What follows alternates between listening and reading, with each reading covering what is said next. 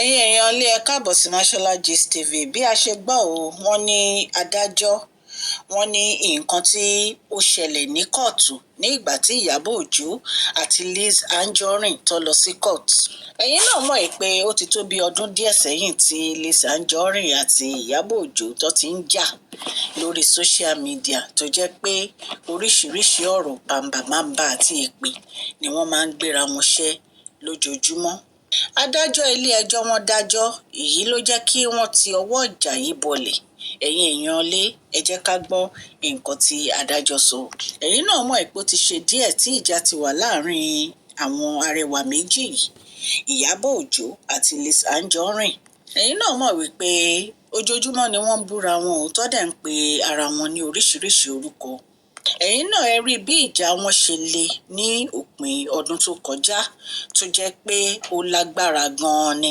ẹ̀yin náà rí i pé ní ìbẹ̀rẹ̀ ọdún yìí ni Ìyábọ̀ Òjó gbé Lizzy Anjorin lọ sí kóòtù fún ẹ̀sùn ìbanilórúkọjẹ́. ṣùgbọ́n nǹkan tí à ń gbọ́ lẹ́nu adájọ́ ni wípé adájọ́ Ọlábísí Akínládé wọ́n ní kí àwọn méjèèjì kí wọ́n fi òpin sí ìjà àárín wọn ní ọjọ́ Thursday ọjọ́ 6 oṣù kẹfà ọdún tá a wà nínú ẹ̀rí.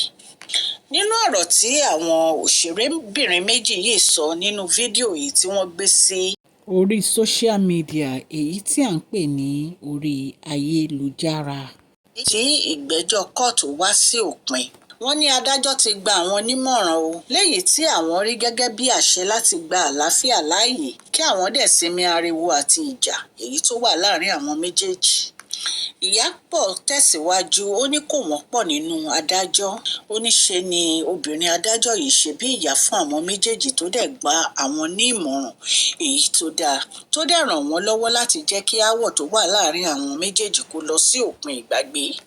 bákan náà ni agbẹjọ́rò Anjorin amòfin Ọlábíyí Adémọ́lá pé àwọn obìnrin méjèèjì ti gbà láti fi ààyè gba àlàáfíà láàrin àwọn méjèèjì. wọ́n ní ìwà tí obìnrin adájọ́ yìí wù wọ́n ṣe bí ìyá fún àwọn méjèèjì ni wípé kí wọ́n má máa fẹ̀dí ara wọn síta lórí ẹ̀rọ ayélujára. ìwà ìyá òun ni adájọ́ yìí wù. gẹ́gẹ́ bí èèyàn ṣe ń bá ọmọ inú èèyàn sọ̀rọ̀, ó gbà wọ́n nímọ̀ràn láti fi òpin sí ìjà èyí tó wà láàrin àwọn méjèèjì nítorí wípé kí ni ìjà mú wá? ìjà ò mú nǹkan kan wá ju ìbanilórúkọ jẹ́ lọ. ìjà ò mú nǹkan kan wá ju pé ká tàbùkù bára ẹni lọ. ìjà ò mú nǹkan kan wá ju pé kí gbogbo inú èèyàn kó bàjẹ́ lọ. ṣùgbọ́n tí èèyàn bá fi àyè gba àlàáfíà. àlàáfíà ń bí nǹkan tó dáa nínú ayé àwọ̀ ẹ̀dá. ìtorí ẹ̀ ni adájọ́ yìí fi ní kí wọ́n fi àyè gba àlàáfíà yìí, ìpè kí àlàáfíà yìí kó jọba nínú ayé àwọn méjèèjì. ó ní ìjà ò jẹ́ nǹkan kan tó yẹ kí àwọn méjèèjì máa fà lọ títí. ó dẹ̀ bá wọn sọ̀rọ̀ gẹ́gẹ́ bí ìyá, ó dẹ̀ jẹ́ kí ó dá wọn lójú wípé tí wọ́n bá fi àyè gba àlàáfíà àwọn gan inú wọn á dùn. bí a ṣe gbọ́ wọ́n ní ẹ̀rín ni àwọn òṣèré obìnrin méjèèjì yìí ni wọ́n rín jáde nínú kóòtù.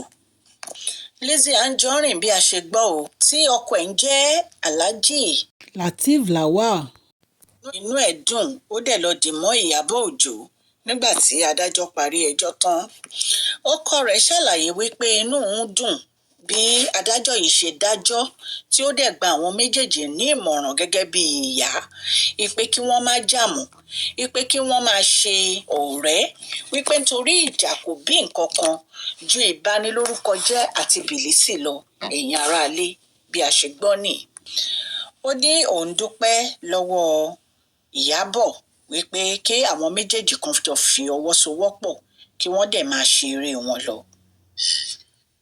ẹ̀yin náà mọ̀ pé àwọn méjèèjì ti ń ja ìjà wọn tẹ́lẹ̀. nínú oṣù kẹsàn-án ọdún tó lọ ní ìjà yìí ló túbọ̀ ń pele sí i nítorí pé àwọn èèyàn míì gan wọ́n ń rú sí ọ̀rọ̀ àwọn méjèèjì. ṣùgbọ́n èyí tí ó yà wá lẹ́nu ni ìdájọ́ tí adájọ́ dá, tí adájọ́ dẹ̀ rí ọ̀rọ̀ yìí yanjú láàrin àwọn méjèèjì. ẹ̀yin náà mọ̀ wípé Lizzy Anjorin orúkọ tó ń pe Ìyábọ̀ ní ìgbà yẹn ni Ṣẹ̀pẹ̀tẹ́rì, èyí tó jẹ́ pé ó ń bí Ìyábọ̀ Òjó nínú pé irú orúkọ ìbànújẹ́ wo ni Lizzy fún òun yìí. Bẹ́ẹ̀ náà ni ó tún sọ ní ilé-ẹjọ́ wípé Ìyábọ̀ Òjó tún mọ̀ nípa ikú ọkùnrin èyí tí à ń ṣe tá à ń jà fún ẹ̀tọ́ ọmọkùnrin yìí èyí tó ń jẹ́ Ìlérí Olúwa. Gbogbo nǹkan tí a gbọ́ nìyẹn tí Lizzy Anjorin tó fi kan Ìyábọ̀ Òjó. Ó tún tẹ̀síwájú wípé Ìyábọ̀ Òjó ń fi ikú ọmọkùnrin yìí wá òkìkí orí social media láti fi gba òkìkí àti iyì ní ọwọ́ àwọn ènìyàn ni. Ó tẹ̀síwájú wípé àjọṣepọ̀ wà láàrin Naira Marley àti Ìyábọ̀ Òjó. Ó dẹ̀ tún sọ wípé ọmọ Ìyábọ̀ Òjó Priscilla ipe nǹkan tí àwọn méjèèjì jọ ń ṣe ipe kò dáa. Nǹkan tí ó fà á ní gbogbo ọ̀rọ̀ tí Lizzy Anjorin sọ sí Ìyábọ̀ Òjó tó fi gbé lọ sí ilé ẹjọ́ nítorí pé Ìyábọ̀ Òjó ní pé ó fẹ́ bà òun lórúkọ jẹ́ ni wípé òun ò mọ nǹkan kan nípa ikú Mohbad ọmọ Alọ́ba wípé òun ò dẹ̀ ní ẹni àjọṣepọ̀ pẹ̀lú Naira Marley.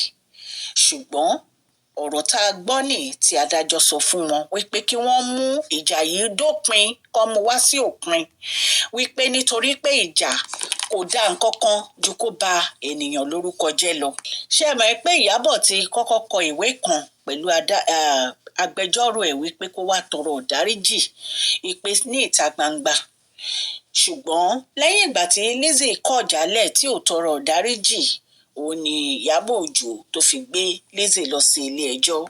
Ó tún sọ wípé Lizzy á tún san 500 million naira fóun gan tí ò bá ṣe àwọn nǹkan tó ní kó ṣe yìí torí àwọn nǹkan tí Ìyábọ̀ Òjó ní kó ṣe ni pé kó lọ tọrọ àforíjì ní ilé ìwé ìròyìn 4 lọ́tọ̀ọ̀tọ̀ ní ilẹ̀ Nàìjíríà. Ṣùgbọ́n Lizzy Anjorin ó kọ̀ kò ṣe ìkankan nínú nǹkan tí Ìyábọ̀ Òjó ní kó ṣe. Ìṣe ìkankan nínú méjèèjì nítorí pé kò ṣe gbogbo nǹkan tí Ìyábọ̀ Òjó ní kó ṣe ni Ìyábọ̀ Òjó fi gbé Lizzy Anjorin lọ sí ilé ẹjọ́ ní agbègbè Ìkòyí ní ilé ẹjọ́ yẹn wà ní ìpínlẹ̀ Èkó. Lẹ́yìn ìgbà tí Ìyábọ̀ Òjó gbé Lizzy lọ ilé ẹjọ́, Lizzy àti agbẹjọ́rò wọn ò yọjú o. Ẹnu èyí ni wọ́n wà ní ìgbà tí fídíò tí wọ́n ti lé Lizzy Anjorin ní àárín ọjà wípé ó gbé gold wípé ó jalè tí ó dẹ̀ bẹ̀rẹ̀ sí lọ ní orí social media kiri. Bóyá gbogbo wa la rí gbogbo fídíò yẹn tó ń lọ lórí social media nígbà yẹn tí adẹ̀jáde tá a ṣe fídíò pé Lizzy ò jalè pé àkóbá lásán ni. Ọjà Ìdúmọ̀tà nílùú Èkó ni ìṣẹ̀lẹ̀ yẹn ti ṣẹlẹ̀ tó bá jẹ́ pé gbogbo wa rí fídíò yẹn. Nǹkan tí Lizzy sọ nípa ọ̀rọ̀ yẹn ni pé Ìyábọ̀ ló dẹ páńpẹ́ yìí sílẹ̀ fún òun àti àwọn èèyàn rẹ̀ wípé wọ́n fẹ́ bà òun lórúkọ jẹ́ ni.